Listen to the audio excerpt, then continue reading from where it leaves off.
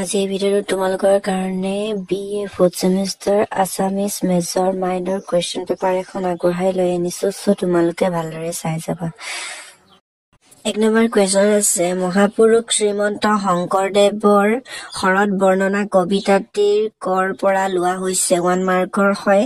তাৰ পাছত 2 নম্বৰ কুৱেশ্যনটো হৈছে চন্দ্ৰকুমাৰ আগৰৱালাৰ দুখন কবিতা পুথিৰ নাম লিখা 2 মাৰ্ক আছে। তাৰ পাছত 3 নম্বৰ কুৱেশ্যন আছে ৰোমান্টিক কবিতাৰ বিষয়বস্তুৰ সম্পৰ্কে চমুকৈ লিখা 4 নম্বৰ আছে ৰামনাথ চৌধুৰীৰ চমু পৰিচয় দাঙি ধৰা 4 নম্বৰ আহিব তোমালোকৰ এক্সামত।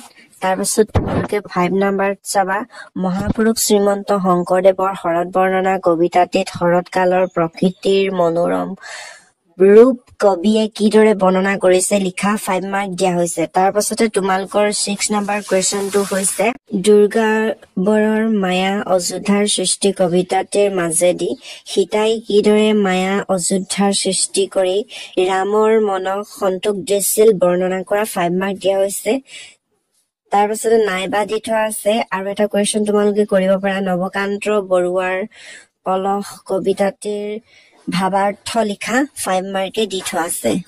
আজি কুৱেশ্যন পেপাৰখন ইমানেই আছিল সো তোমালোকে নিশ্চয় শেষলৈকে চাই আছিলা।